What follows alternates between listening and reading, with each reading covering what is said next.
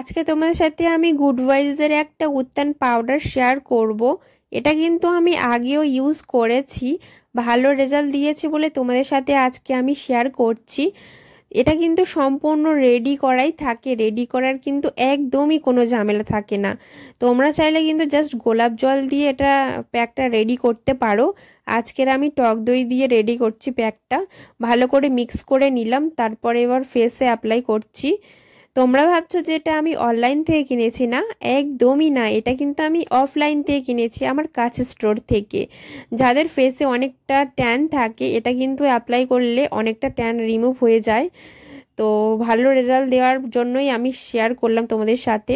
15 minute পর আমি normal water দিয়ে ভালো করে ফেসটা ধুয়ে নিয়েছি। তোমরা চাইলে কিন্তু সপ্তাহে 2-3 দিন এটা অ্যাপ্লাই করতে পারো। ভিডিওটা কেমন লাগলো অবশ্যই কমেন্টে জানিও। টাটা।